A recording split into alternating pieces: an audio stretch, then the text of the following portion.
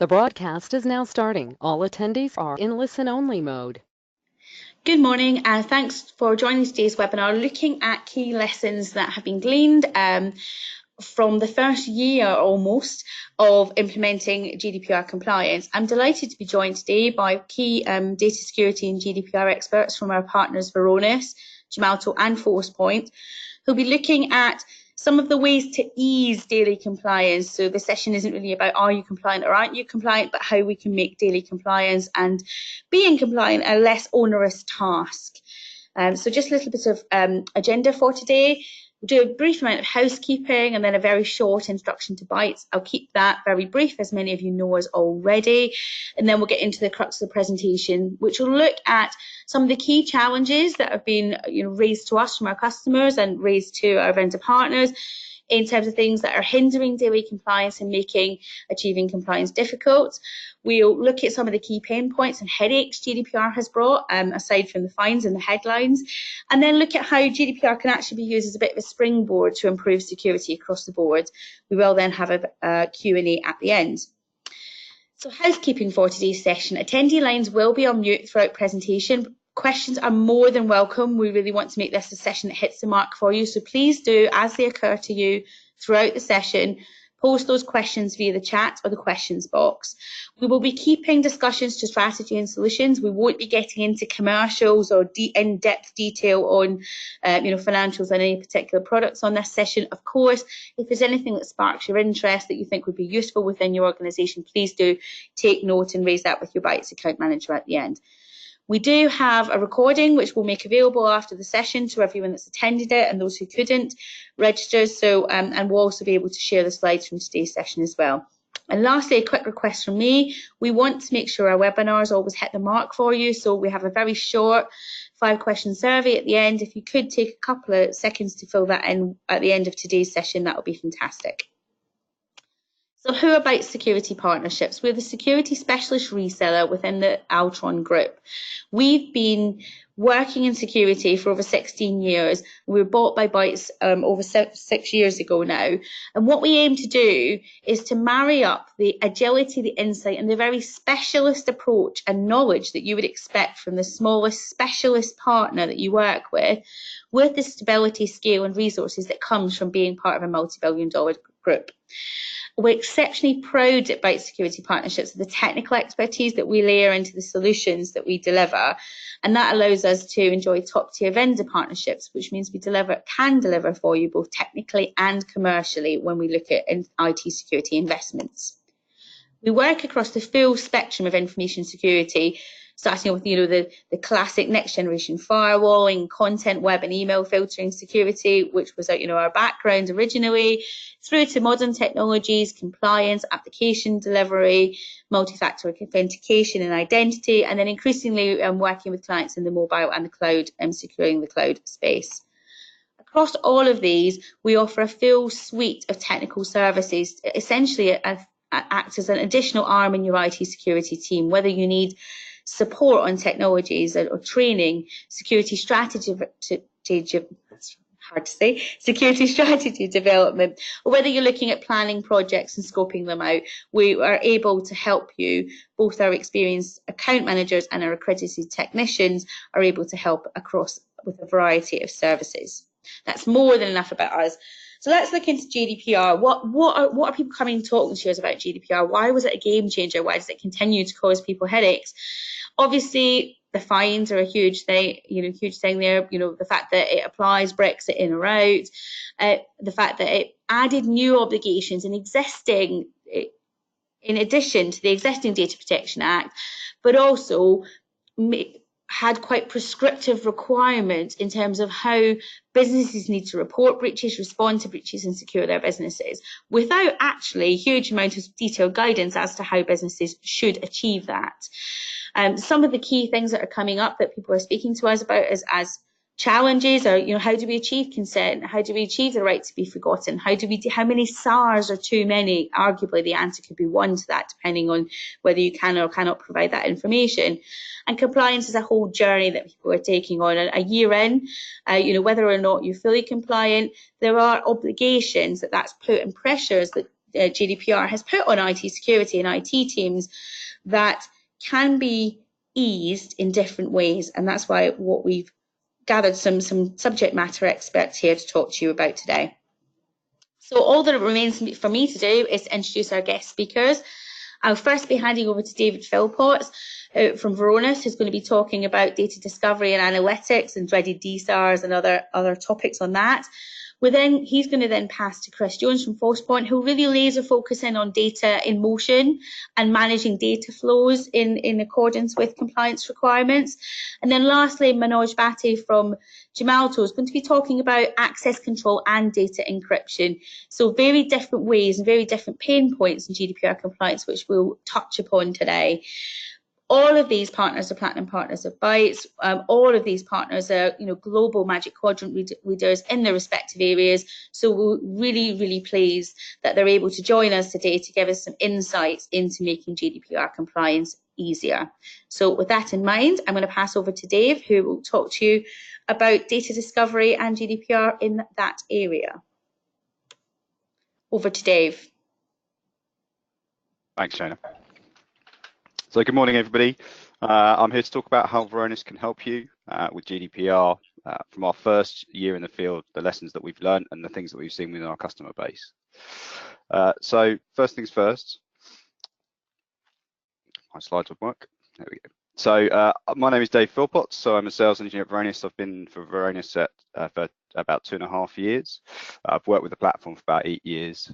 Varonis as an organization has been around since the early 2000s. We're a data-centric security software vendor, which means that we put data first before anything else. And everything that we do is built in-house. We haven't acquired anything. It's all been built from the ground up. And you can see some of our customers there at the bottom.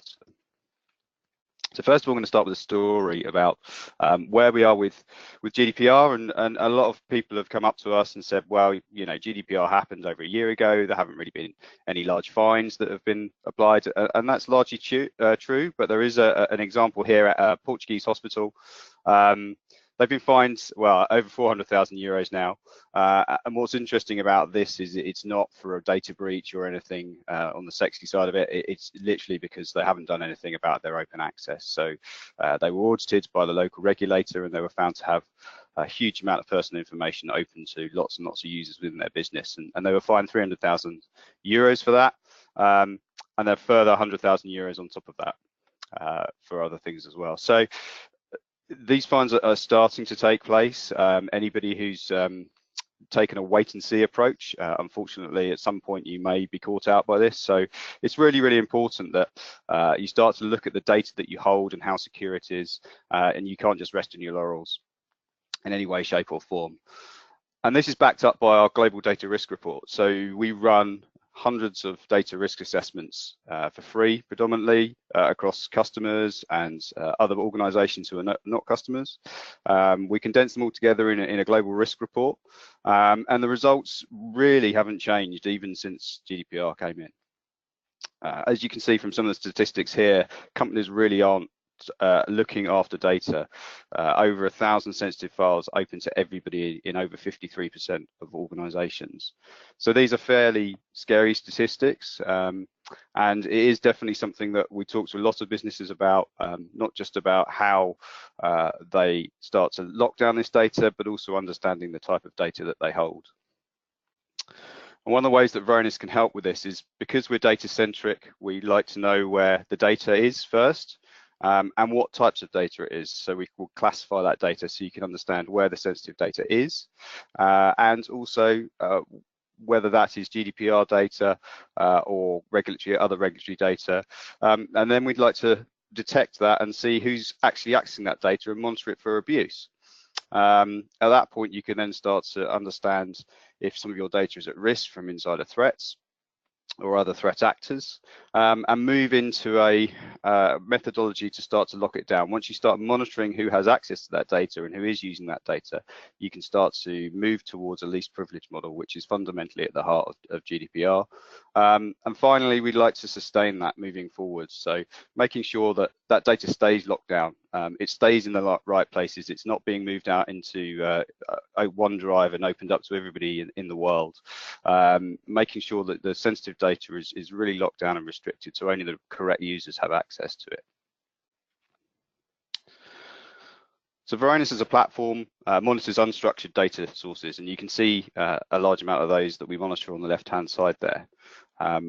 The data security platform itself is made up of lots of different metadata streams. We understand all the users and groups in environments, what permissions they hold, what activity they perform on lots of different platforms that we monitor. We pull in additional metrics from Active Directory. We can take in metrics from perimeter devices as well, things like DNS and web proxy. And fundamentally, at the heart of that as well, we use content classification to understand the types of data that businesses hold. At that point, we can start to build profiles up of the users, understand which data they touch, which data they are touching, and then we can start to build reports out of that to make sure that only the right users are touching the right types of data, which is what you need to understand in order to become GDPR compliant, or at least as compliant as you can be. So where does Varonis help with GDPR specifically? So some of the articles that we have here are the articles that we would specifically align to, and where they align to the principles of GDPR. So privacy by design, Article 25 and Article 32. So Article 25 is around the accountability and privacy of design in a business culture, and how to address that. You would need to be able to safely remediate access controls to least privilege. So making sure that only the right people have the right access to that data. Article 32, security of processing, ensure least privilege access, implement accountability via data owners, which is a really important concept within GDPR, and it's one of the things that businesses can really struggle with. And then how to address that, you need to automate and impose least privilege through entitlement reviews and proactively enforced ethical walls. Article 5s and 30s are about the accountability by design. So our Article 30, for example, is providing records of processing activities. Who's doing what? When are they touching data?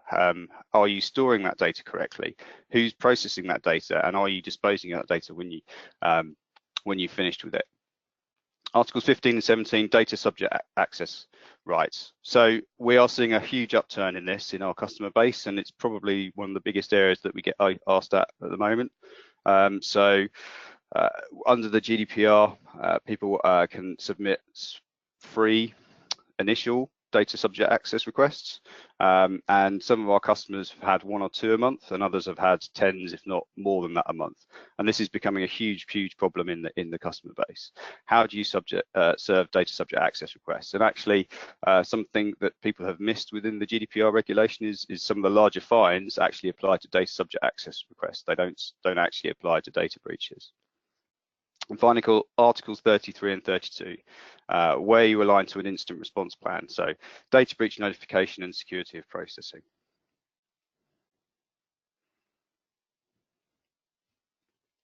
So how do I start to understand how much risk I have in my environment around GDPR? So Varonis are able to provide high-level risk dashboards, specifically aligned to GDPR data. We do this by classifying the data. We know that it's GDPR data. We have custom rules or out-the-box rules for all 28 member states of the GDPR, and we can understand where that data exists throughout your unstructured data repositories. Taking the permissions metadata that we have as well, we can understand who has access to that, and then we will present this information back to you on a high level risk dashboard, which means that you have great visibility into understanding very quickly what your exposure is, or what your potential exposure is to a data breach via GDPR or a non-compliance with GDPR. Taking the example of the Portuguese hospital, you know, if you had 64% of your GDPR data open to everybody and you did nothing about it, you would be at risk of those types of fines. But we can then evidence back to you, what your risk profile looks like, and then you can start to attack it and start to go through and remediate some of these problems.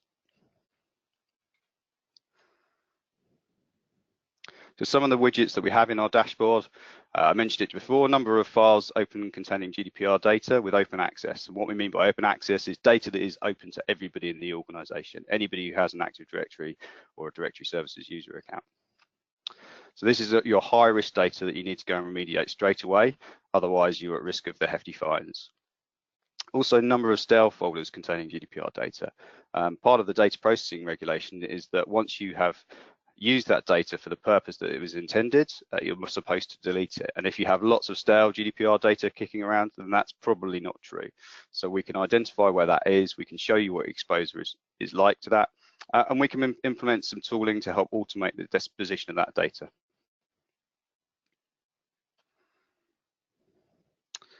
So regarding open shares, data that's open to everybody. So this is a huge problem in the organizations, as we saw from our global risk report. Most organizations have a large amount of open shares. So how do you go about fixing this? How do you do this without a platform like Varonis to help you? So if you imagine an issue like this, if you had an open share that everybody can access and it had data inside it that was GDPR and you need to go and lock it down, well, what's the approach without a platform to understand who's accessing that data? Well, I can remove the global group from that share, but I may potentially limit who's accessing that data, and then I'll be locking users out and causing issues within the business. With our Data Advantage platform, we can lock down dozens of these every day without any access issues, because we understand the event data that's happening on those shares. That means that we can make good decisions around who should have access to that. We can build the appropriate security groups around that, so that no users who are using that access are going to lose permission. And we can do dozens of those a day. But this wasn't quick enough. We saw a huge issue. There could be hundreds of thousands of these folders within an organizations. So we built something called the automation engine. And that can actually deliver hundreds of thousands or tens of thousands of remediated open access every single day. And we've had huge success within our environment and within our customer base, delivering large-scale remediation projects very, very quickly. And I'll show you some evidence of that in a minute. So again, within the dashboards, we can show that these remediation efforts are happening, so you can show progress back to leadership and to auditors that you are doing something about this issue. Part of the challenge around GDPR is being able to evidence back to auditors or to the ICO, if it's applicable, if they come in to audit you, what it is that you're doing about this problem and how you're tackling it. And within our platform, because we're tracking the amount of sensitive folders, the amount of open access that there is, and as you start move through those remediation programs, you can evidence back to people that these are happening, and the money and the time that you're spending doing this is being successful. So actually, this is a real world example of our automation engine. So 50% of all their global access groups across all their folders were removed within 10 days by using the automation engine. What is important to note here as well is, although the open access falls off a cliff, you'll notice that it does start to creep back up again. And this is typical within every organization. We see this. This problem of open access doesn't go away because you've remediated it, new folders get created, new shares get created. Unfortunately, the bad practices that we've got used to implementing are still there. And typically we see that the open access will creep up again over time. So this is an ongoing challenge, and this is why you need something like an automated platform to fix this issue for you, because you just can't afford to spend days and weeks every year fixing this issue. You need to be able to automate this and remediate it very, very quickly.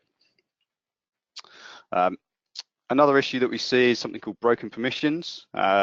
This is effectively a bug within the NTFS file system, which causes issues with the permissions inheritance down the folder tree.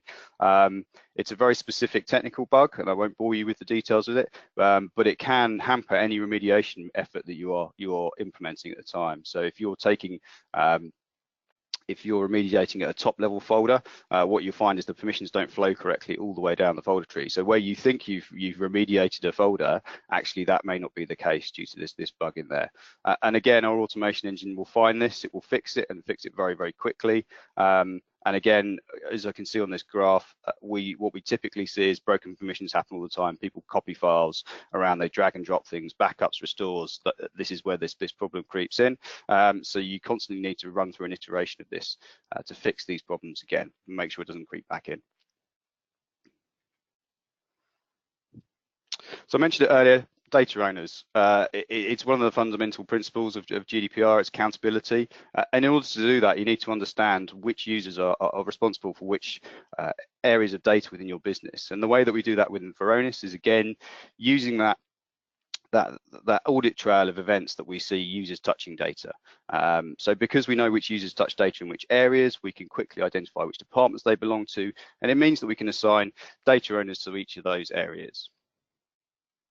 That enables us to automate access requests. So part of the accountability by design is recertification, entitlement reviews, saying that only the right users have access to that. Within the platform, we can send out automated requests to users or to data owners. They can then apply any of the requests that come through. They can accept them or deny them.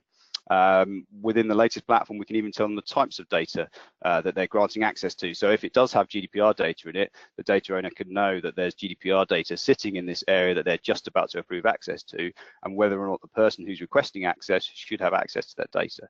And this is all auditable and reportable on, so you have that audit trail to go back to if you need to.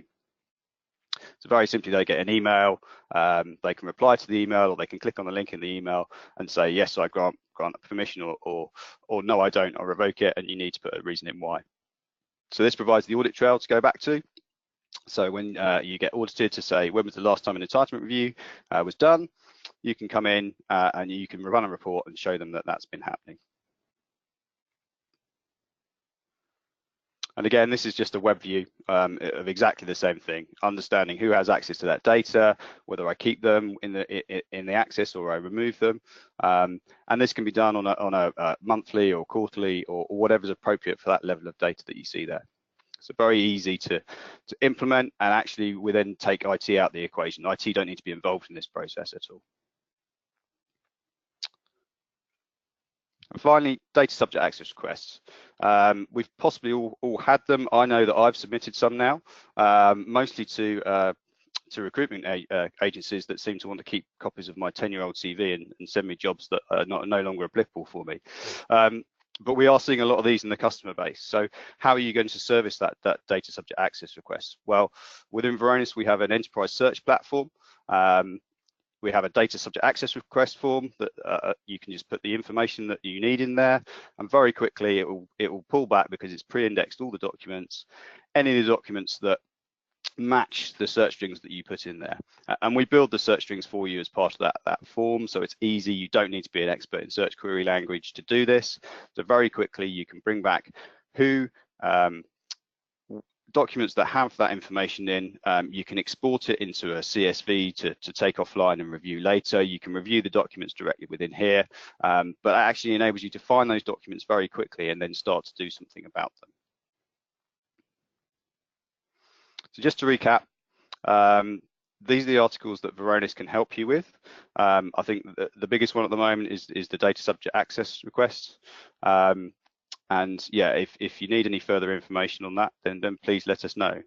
I just mentioned our data risk assessment. This is a free data risk assessment. We will come in, deploy the platform, understand what data you hold, where it is, who has access to it, produce a report for you so you can understand what your risk profile looks like with regard to sensitive information. And then we can then put in together a plan of how we can help you remediate any of the issues that we see there. I'll just leave you some quotes on the screen. So this is a large industrial designer and manufacturer that we did a data risk assessment for. They could see that 88% of the folders were stale and 96% of the folders were open to everybody. They implemented the data security platform and were able to lock down those sensitive files automatically. We can then alert them if anything suspicious happens on that data, and we archive huge amounts of their stale data off and out of scope of GDPR, back down to a lockdown archive. So thank you for your time, and I'll hand back over now.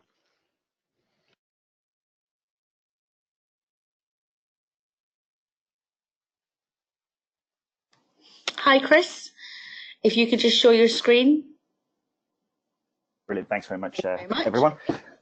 So that should be sharing for you now. You should be able to see that. Indeed. Fantastic. So I'm Chris Jones. I'm one of the senior sales engineers here at Forcepoint. I've been at Forcepoint for many, many years now. So if any of you have tuned into previous Bytes webinars, there's a chance you've heard my voice before.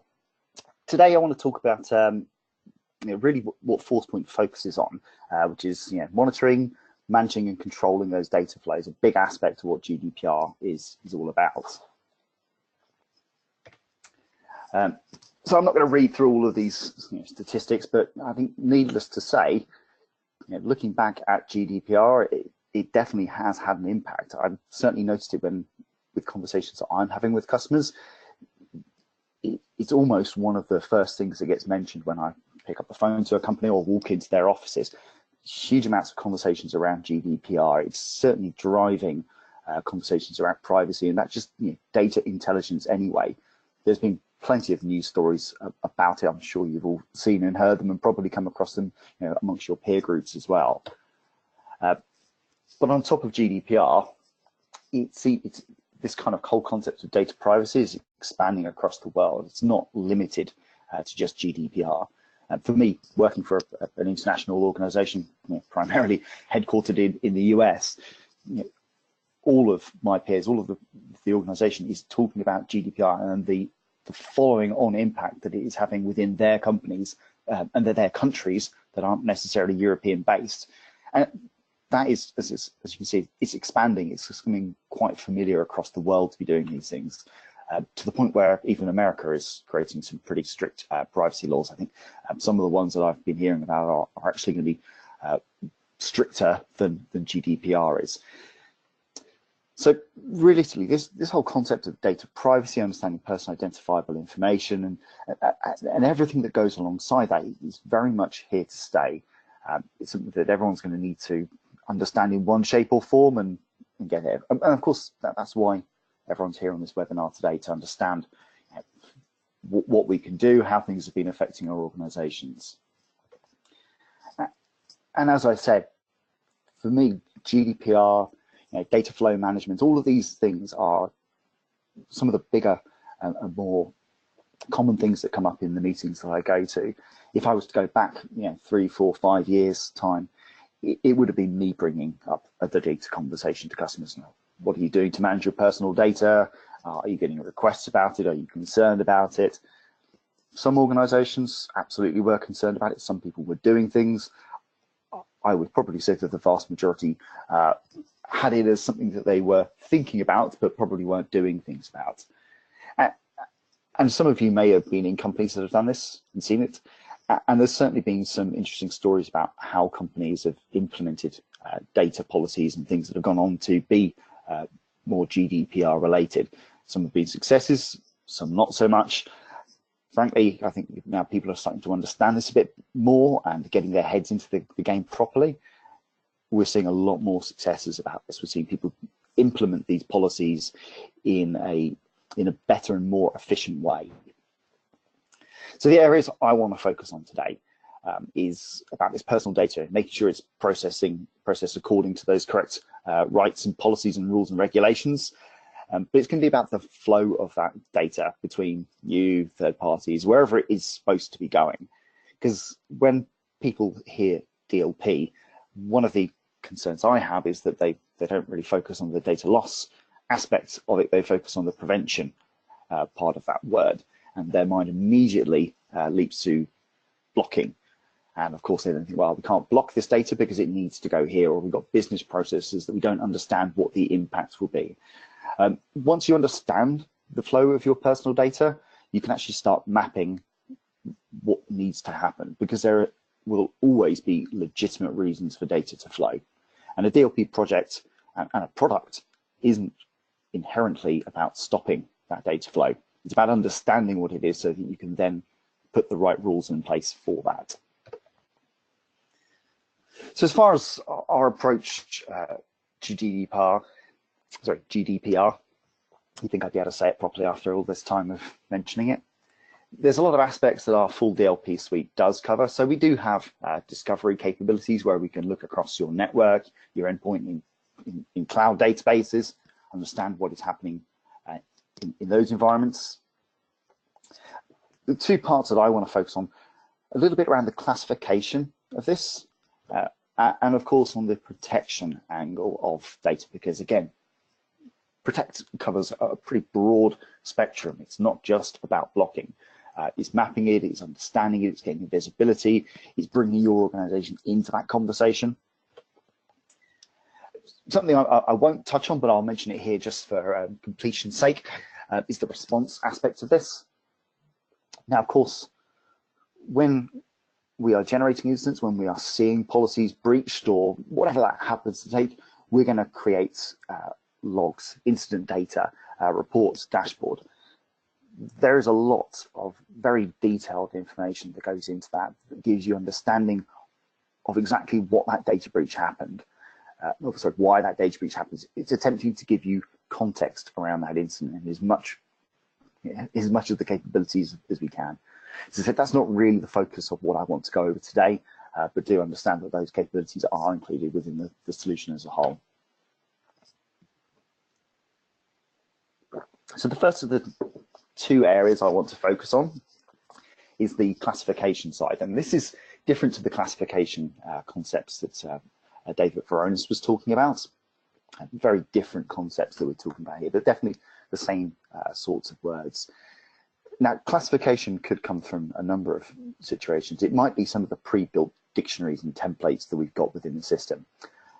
Roughly speaking, we've got about 2,000 compliance dictionaries and templates in our products, everything ranging from GDPR to, well, frankly, anything that you could consider, including standard data theft techniques in terms of if you've been compromised, what else might they do to your data to exfiltrate it from the organization.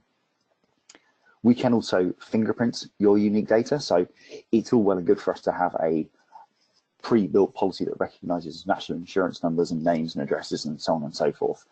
But it may be that you have a database, a CRM system full of your customer data, and you want to recognize the difference between your customer's data, specific to you, and just generally a general personal identifiable information. It's not to say you're going to treat them differently, but certainly if you're prioritizing events, if you're understanding what happens, being able to do that will make a difference. So a fingerprinting technology that can look at databases, that can look at file systems, that can look at SharePoint, any type of document is really useful to understand the what of we're looking for. Now, of course, today we're talking about GDPR, but it does cross on a number of spectrums. If you're using any sort of third-party classification, labeling systems, you can see a few examples at the bottom of that screen. We can integrate with those. We can pick up on the metadata that they will be inserting to it. So if a classification project has already been undergone, it can only serve to reinforce what we're doing on the mapping and protecting side of that conversation. We can also work backwards on this. So if something doesn't have a classification, but it meets our criteria, we can actually apply that classification already. And this is a great way if you're using two different solutions like that to have one reinforce the other, and it goes kind of a circle motion on that. Now, area I do want to spend probably the most time talking about is this managing and controlling those data flows, because this is the real core part of what our DLP suite is typically used for. Now that might be a number of different products of ours. So for example, we've got the actual full DLP suite that would cover a lot of things. We have the ability to use our cloud app integration and our CASB integration to integrate with any cloud application that exists out there. Now, typically my conversations tend to revolve around Office 365, but there's no reason why you can't pick, as I said, any cloud application for us to start mapping this for. Because once you have data in a cloud app, we really want to be treating that cloud app as if it was part of your network, because it's your data. And I've heard this said quite a lot of times, but data is that boundary point now. That is where the external point of your organization exists now. It's not at your firewall, it's at your data level. We can do things around behavioral analytics. So in the Varonis presentation, there was talk around risk scores and risk applications. Again, that's absolutely a concept that we use as an organization. Some policies you might just choose to have in a very static approach. If this happens, do this. Other policies you might prefer to look at a user's behavior before making a decision. And there's a number of reasons why you might do this, but probably highest on the list is not impacting business usages, but still protecting yourself from very big data losses. So if your users are behaving absolutely fine, they're doing their job, there's nothing untoward about them, they're allowed to use data in certain suitable manners. However, when that user's behavior changes, and this could be things that are totally unrelated to data, by the way, the policy changes for that user on the fly and grows as their behavior changes.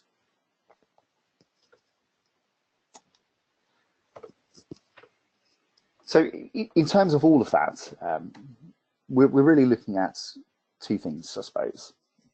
First is, what are we looking for? So this is that classification aspect. Is it person identifiable information? Is it unique IP? Is it part of your database? Whatever that happens to be, that is the what we're looking for. The other conversation tends to go to where that data is going through. And this we call this the channel, effectively. And broadly speaking, it breaks down to three main areas. You've got your core network. Now, this might be cloud environments, it might be the web, it could be active sync for your mobile email data, instant messages, FTP, email, all things that are reasonably static within your organization, including things like printers. The next aspect, and probably what I find is people's kind of entry points into a data project, is using the endpoint side of things, because this is not just looking at data in motion like the network aspect, but it can also look for data in use via things like the applications channel. It can look for local printers. Again, web and email, absolutely fine to be doing this. Storage, either local or external in cloud environments, and removable media. Removable media is absolutely a place where I find a lot of people's DLP conversations start, just because it feels quite an obvious one for people to pick up on. It's certainly not the only data loss approach out there, but I think it makes the news a little bit more. It's very easy for people who are a bit more removed from the project to understand. And the last of the channels that we would be considering talking to organizations about is that cloud channel. Now, whether it's a case of us going into a cloud application and discovering what data is there, just from mapping aspects and risk profile, or it's looking at what people upload, download, changes they make, whether they make things publicly available from shares. As I said, when we're talking about cloud applications, the moment it's got your data in it, we need to treat that cloud application as if it was a part of your network.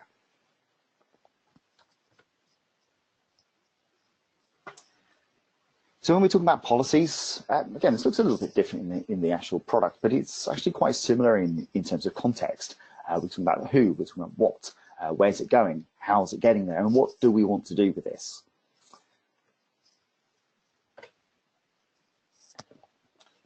So you can see kind of a few examples. I'm sure that each of you who's kind of looking at this can kind of plot your own graph in across what we've got there in terms of things that you've been asked about, or things that you've considered as an organization in terms of, okay, well, what are we trying to do?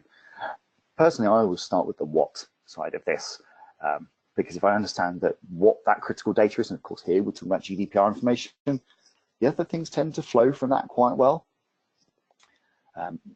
But all of these are quite important. The one that I think a lot of people don't put enough focus on is the action side of things. Again, I find a lot of people's perspectives immediately goes to the POC aspect of it, but there's so many different things that we can do there. Just auditing, generating notifications, working with SIEM services, encrypting, passing it on to another encryption service, triggering particular scripts, having a little confirm box come up to say, you're doing this, can you tell us why? Removing the information if it's running on cloud environments, changing the permissions that have been given to the file so it is no longer publicly visible. Lots of different actions. Block is absolutely a valid one to have. You certainly want to consider what the implications of that would be, and is that necessarily the best option? We all understand that the vast majority of data breaches are accidental. And I've found a lot of data breaches tend to be because of a broken business practice. Someone is doing the right thing the wrong way.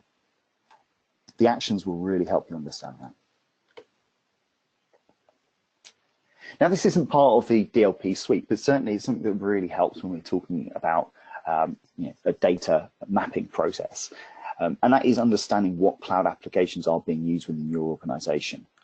There's a lot of different ways that we can achieve this particular result, but the fact that we can come back and we can group them together, not just say, oh yeah, you're using Box, you're using Dropbox, you're using some random application that no one else has ever heard of, .com. We can say that these are all cloud storage applications, these are all travel applications, these are all finance applications. But most critically, out of all of that, we can tell you what risk we think that that application poses to your organization. Because if it's a low or a medium risk application, in the grand scheme of things, that is less important than if we see people using high risk applications. And us just saying high risk applications, by the way, we do give a lot of detail as to why we think it is a cloud, it is a high risk application. You get a lot of detail there. We absolutely devour the small print that's contained on these things. We do a lot of research into these organizations so we can understand everything that is relevant about that and things that change. The reality is, there's a good chance you won't have heard of half of the cloud applications your users are using, let alone have the ability to know if it's good, bad, somewhere in the middle, or be able to read the small print of their terms and conditions.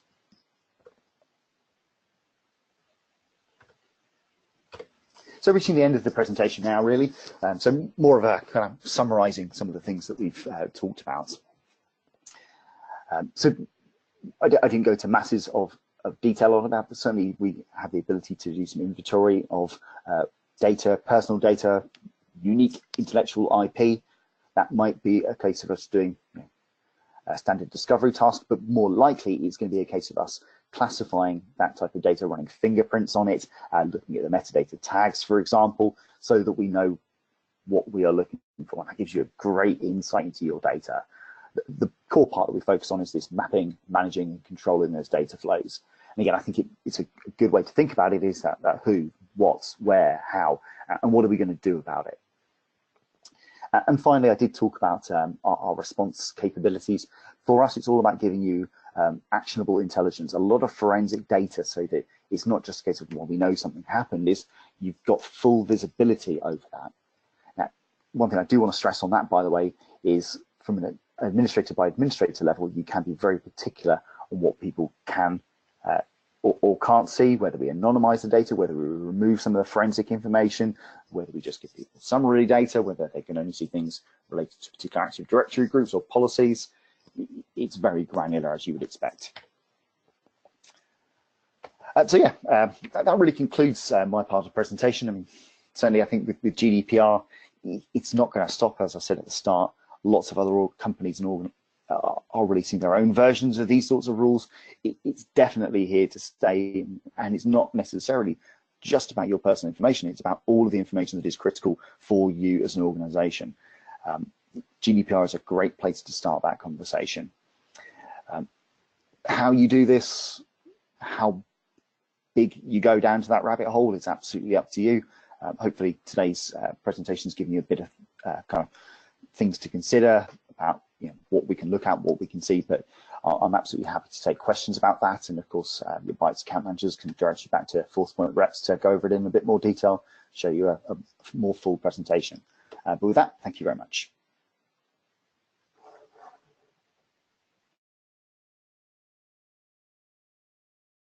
Okay, so I've just passed over to Manoj, who I can see you've got your slides up absolutely fine, Manoj. So I'll mute myself off and let you have a overview of your 1 year of GDPR. Thank you so much, Shauna. Hi, everyone. My name is Manoj Bhatti. In the next 15-20 minutes, we'll talk about 1 year of GDPR and how Gemalto Thales solves the whole problem. So the first question is, I just wanted to start on why GDPR was introduced.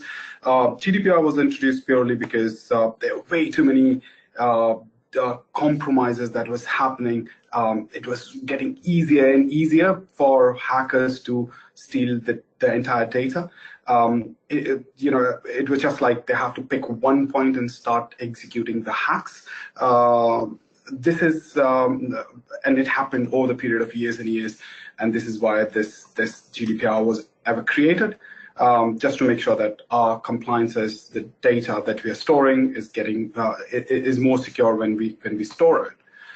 Unfortunately, in the first 6 months to a year-ish time, we saw a lot of organizations trying to get away with GDPR purely from the paperwork perspective. They can simply fill up some paperwork and try to be GDPR compliant. That was something that wasn't a bad strategy, because they had a lot of information in terms of compliances purely because of the documents which was missing. It's good, however, eventually it's not going to solve the real problem of the GDPR. They have to simply start working on the problem, and we'll discuss what are these. The first thing is GDPR is not a certificate, so it's unlike PCI DSS certification or any other certification. It's not a certificate. It's a compliance. Unfortunately, it's a global compliance. It's not bespoke compliance for every industry, every organization. It's one of the global compliances. It's a global compliance for EU citizens' data. And the second thing is GDPR is here to stay. I've seen the presenters before me mentioning the same thing. GDPR is not a one-time thing. It's a compliance. It's here to stay, and the compliance requirements will going to increase from where they are today, because and you've heard it again many times, the attacks are getting more complex. It's just because there are way too many entry points. It's getting easier for attackers to attack. So the compliance requirements will be going up, and they're not going to stay standard or go down at all. One of the positive points that came out of GDPR was a breach notification. So earlier, this is something that only was happening because of some data was leaked on dark web, and some newspaper got to know of this.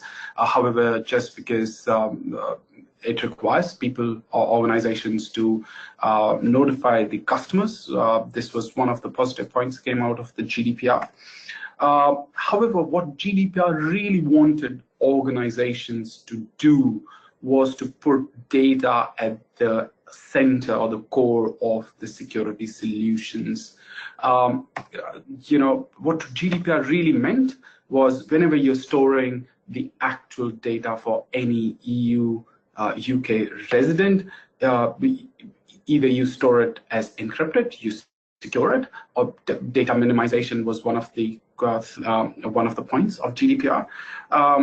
But it really meant GDPR made life for everyone really, really easy, because instead of saying a lot of different things, they said this entire compliance relates to the data of EU/UK citizens. So anyone who's storing it, it doesn't matter where they are, and if they're storing it, they're liable for it. And if there is a third party who's trying to process the data on your behalf, you still own the ownership of the data, and you're still liable to make sure that if you're transferring your data to any other countries, you're still the actual owner and you're still liable for that particular data. So what do we have at Gemalto Thales? What is a three-step approach? We have a three-step approach to provide the entire security of the data. So the three-step approach that we have, and we have this for years and years, even before GDPR came into effect. The three-step approach is encrypt your data, store and manage the keys, and control the access to all the applications and the endpoints that you have. So what do we have? How do we achieve this three-step process? And I'll take the third step first. There are a couple of things. There are, as I mentioned a couple of times earlier in my conversation, there are way too many entry points. We are living in a golden age for hackers. Earlier, where you had everything in your office, to access anything, you have to be in the office. Then you were accessing it through VPN, and you were restricted to how many resources you can access. Now, thanks to cloud applications, there's ease of use, so you can access everything, and then you can access it from anywhere. This makes attacking the users, the application, so easy that just because there are way too many entry points. So what do? We make sure that we ask request. We tend to tell everyone to use two-factor authentication and use two-factor authentication every single place that they can, be it the cloud applications, be it the VPN of their own offices, be it the applications that they have created as homegrown applications, be it any of the operating system like Access or Network. Every single place use two-factor authentication. One, it's much better than passwords. It's a dynamic password that works every single time. So you take the pain away from the user for remembering the password. You know what happens when users try to create or use a password. They always try to use a less secure password which is compliant. However, with the one-time passwords, what you do is, with the second factor of authentication, you use a dynamic password that works every single time. So that's one, and then that's what we tend to do, and we actually deliver this one-time password using various different methods. So you can use the app on the phone. We also have a browser-based token, which we call as a grid-based token. Then we have a lot of different hardwares through which we provide the one-time password to the customer. So one-time password can be used by different organizations depending upon their users and their requirements. If they control the devices, the appliances that they're giving to the users. So for example, if they control the laptops and the phones, they can use the app on the phone or app on the desktop, or they can simply use a browser-based token. Or if they do not control the appliances, if they believe in what we had one term called BYOD, or the bring your own devices, then they can go for hardware-based tokens if the user is not happy or not ready to install these tokens on their own personal laptops or personal phones. And then if they don't agree to anything, you can actually send them SMSs. And if, again, SMSs are not there, then there's a browser-based two-factor authentication token, which is a grid-based token that you see the biggest picture on your screen. So that's two-factor authentication. Use it every time and use it everywhere. And as we mentioned about way too many endpoints, it brings a unique problem of user experience as well. Apart from security, the user experience degrades just because you're using way too many cloud applications. So think of it: if you're using two-factor authentication, for example, for on-premise applications. However, if all your cloud-based applications are password-based, again, either user will choose the same password, or he or she has to enter the password every single time that they open a new cloud-based application. So if you use a single sign-on solution, which from us, it's called SafeNet Trusted Access. If you use a single sign-on, all you have to do is, when a user first log into their laptop first thing in the morning, they log into the first cloud-based application using a two-factor authentication. So they use a one-time password to access first application, and rest of the other applications that automatically signs on. All they have to do is to just click and click and launch the applications, and they would simply be logged in. One of the advantages of single sign-on is not only a single sign-on. However, the advantages is single sign-off. So think of it: your user is going to Starbucks, connecting to one or a couple of your applications, and then after once, so when they are logging in, they're using two-factor authentication to log in. So it's not a static password. It's not stored anywhere. It's stored only in. It's not stored anywhere. They're using a dynamic passwords, and then when they're done, when they turned off the machine or they log off the network, they're doing a single sign off as well. So they are not only doing a single sign on, they're getting the capability of single sign off as well. Sorry. So the other thing that we do at Thales Gemalto is we do a lot of encryption key management. This is something that the ICO also talks about. Not only that they talk about encrypting the data, they also talk about keeping the keys secure. Again, these are one of the limitations or one of the drawbacks of the global compliances, and this is something that we raise very often than not. Just because these are global compliances, they cannot be very specific on how to secure the keys. They mention it, however, they leave it to organizations. However, if you know, at Gemalto Thales, we do the things and do the things right. So one is, why is encryption secure? We can talk about this, you know, for days and days. However, in simple terms, if you're putting your faith in encryption, one, you're putting your faith in math. No one is able to just brute force and start calculating the key, just because, in simple terms, the trying to access or trying to calculate AES 256-bit key would take 10 raised to power 22 years, and the universe is like 10 raised to power 11 years old. So you can think of the math, and then if you add the things like key rotation every year, then it makes it really, really difficult. However, having said that, encryption is really secure. However, the security of the encryption lies purely on the security of the key with which you're encrypting. So how do you make sure that the key is not being compromised, key is not being stored right next to where data is being stored? This is where you have to use external key management solutions. So what you're doing is you're decoupling the key with the data. So anyone who has access to the data doesn't have access to the key. Anyone who has access to the key doesn't have access to the data. So complete separation. And just because there are lots and lots of different attacks of cryptography as well, and right from the brute force up to trying to find where the key is, because I think more effective use case today, if someone is trying to hack you, is if you're using any sort of native encryption, is to try to find the location of the key, copy entire virtual machine, copy entire databases, take it away and try to figure out where the key is being stored, and instead of breaking it, just finding it and then using the same key in the same way that you were using it.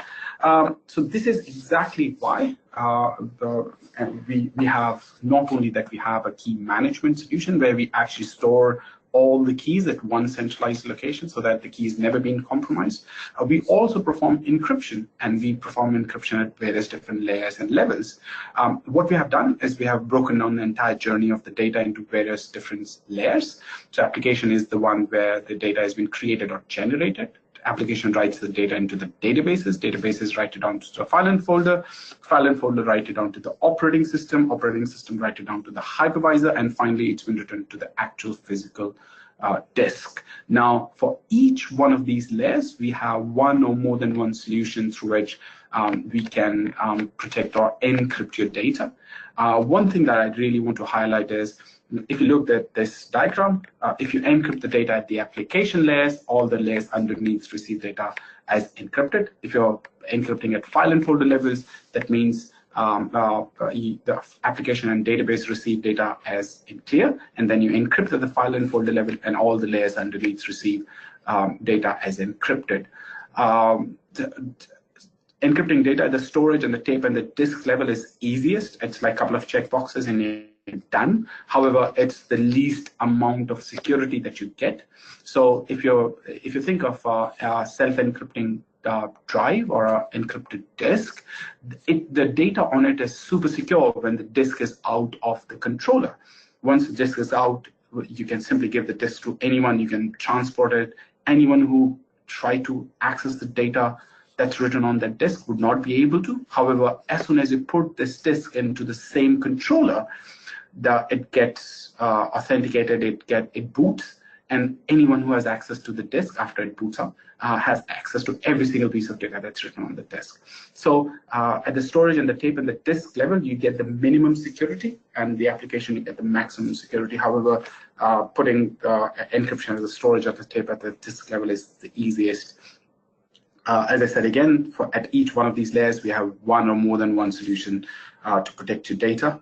And this is exactly how it looks like. We have a huge number of integrations.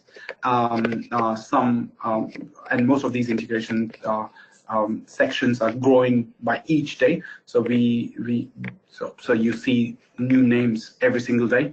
And each one of these integrations simply means if you're using any one of these solutions, we help you in encrypting it and making sure the key is not being stored where data is being stored. We simply offload the key and store it into our key secure boxes or the key management boxes, and makes it really, really secure. And this is exactly how the final solution looks like. So you encrypt the data at all the different places, and then you manage the access controls to manage the access in all different places using two-factor authentication and strong authentication. And then the third point is to manage all the keys that you're using for this encryption of the data. So with this, I conclude my presentation and pass on control to Shauna once again. And thank you so much for listening. Thank you very much.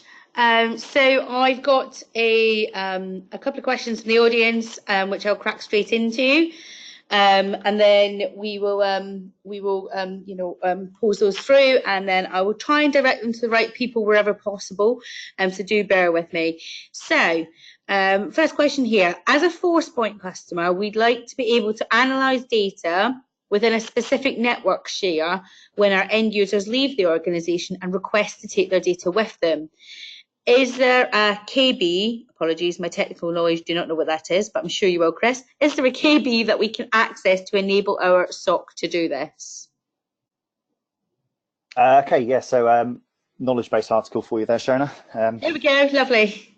Every day's a school day. Every day's a school day. So, yeah, I think I've heard of those sorts of things before.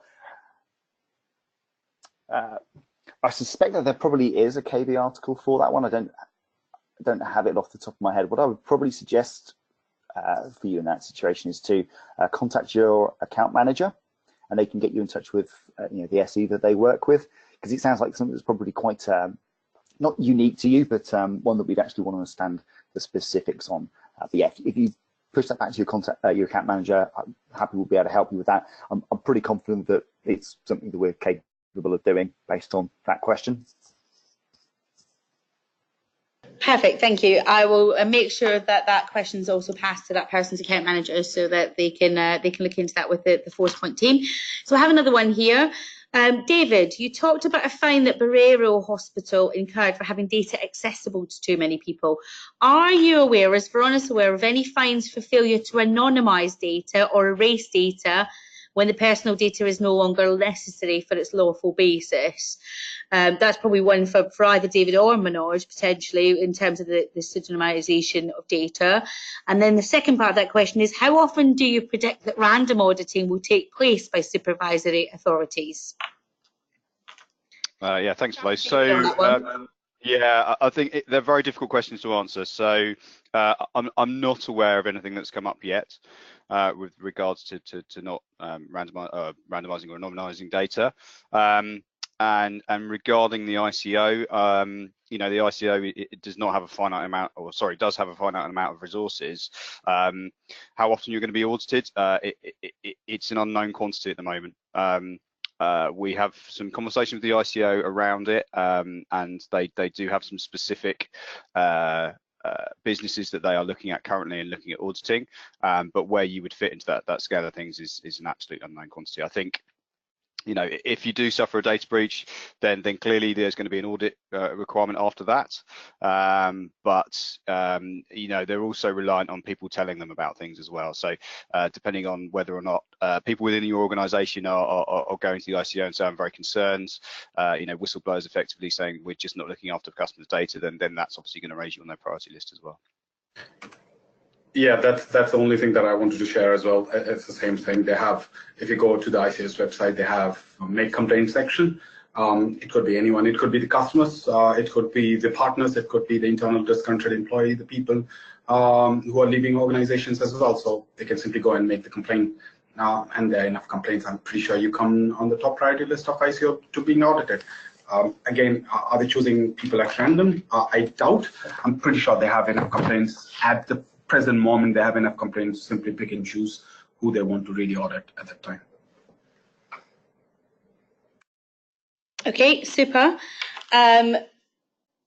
Quick one on DSARs for David. How long do you have to respond to a DSAR? Has there been any movement in deadlines? It's one of the things that actually came in with GDPR is you used to have 40 days. You now have 1 calendar month to respond to a DSAR. You can request an extension, but actually there's been some companies who've got into trouble for requesting too many extensions.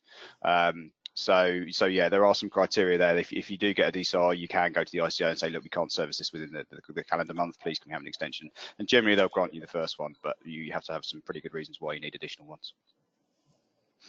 Okay, thank you.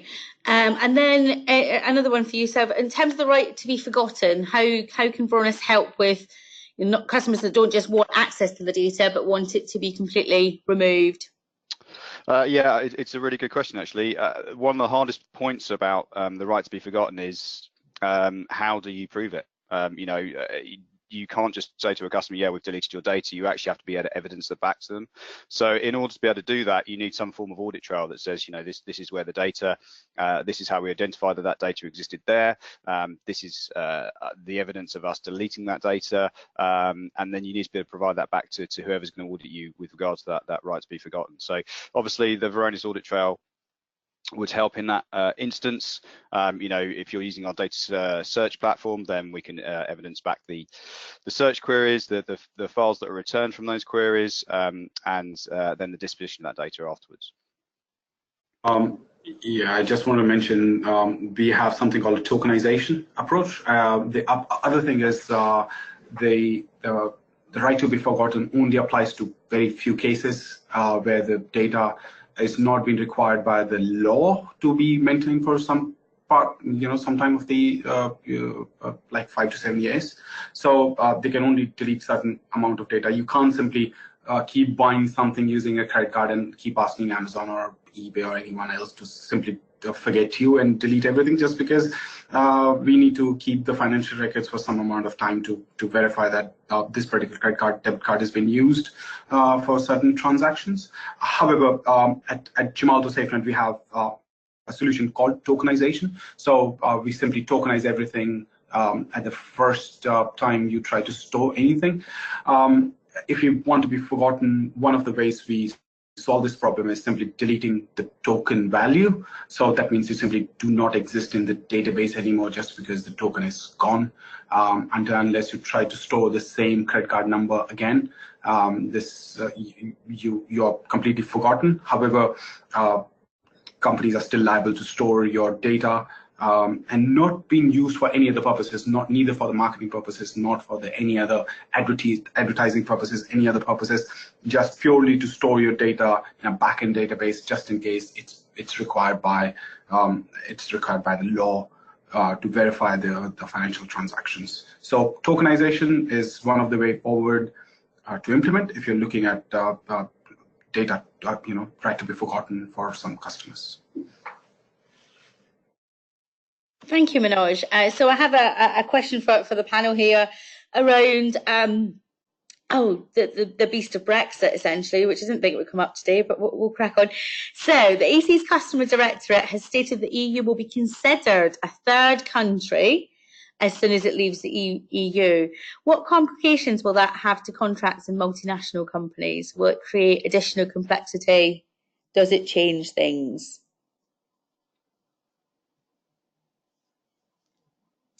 That's a very tricky question. I'm glad you said that, Chris, because yeah. So I suppose my viewpoint on that is, and I'm far and away anything but an expert on this subject, is I don't really think it's going to change things as far as GDPR is concerned. because other companies that aren't part of the EU or part of Europe or anything along those lines have still been adhering to GDPR. This is conversations that I have with worldwide organizations that have got nothing to do with this particular continent. So we'll still be adhering to them. And as I kind of said in my presentation, other areas and states and countries will be putting together their own sort of rules around this. I think this is absolutely here to stay, Brexit or not. Yeah, I just reiterate that. I mean, that's our understanding. We have a lot of multinational companies that we currently deal with at Varonis, and you know, we're obviously an American-based firm, and the SEs and the SRs out in America are very heavily involved with their customer base, making sure that they are adhering to GDPR at the moment. So, yeah, just to reiterate what Chris said, really, I don't think it's going to change very much. Fabulous. So I have a question on all things cloud. How this is one really for Chris. So data flowing in the cloud. How can you help manage that, remain compliant with all things cloud? Yeah. So again, real broad conversation in terms of cloud, because it means a lot of different things to different people. But I think some of the more common words I hear that aren't GDPR are cloud first with companies.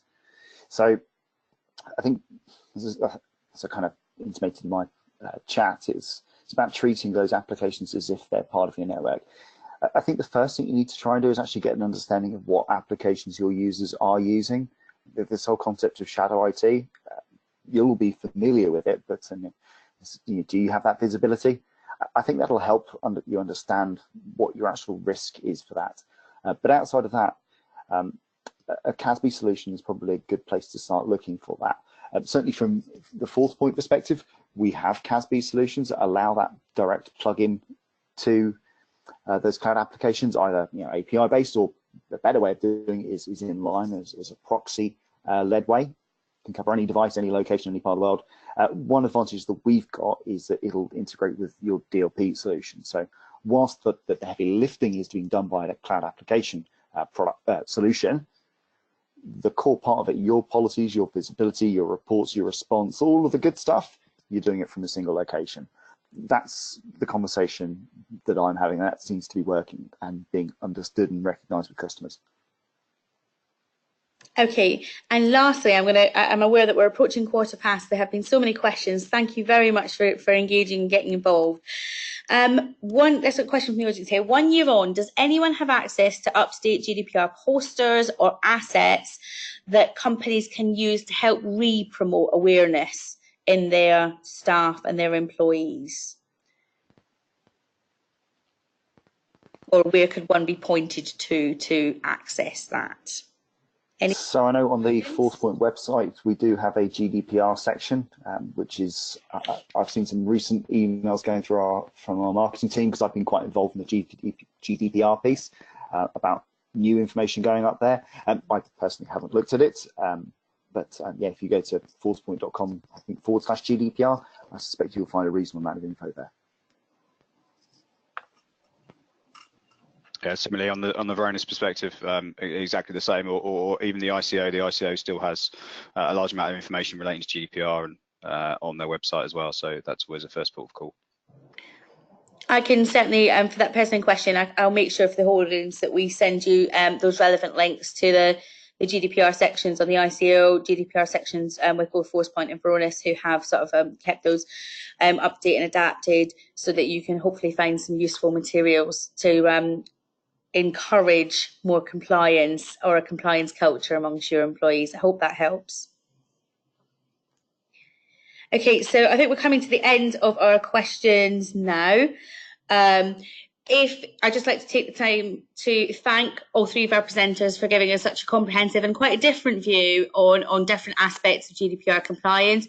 Thank everyone for their time in attending. I really appreciate it. It's hard to take an hour out of your time to attend these sessions, so completely appreciate you dialing in live. We have recorded today's session. I will share that with the group afterwards as well, and obviously the slides will be available on request as well. So thank you everyone so very much for your time, and good morning everyone. Thank you. Have a good day. everyone. Bye.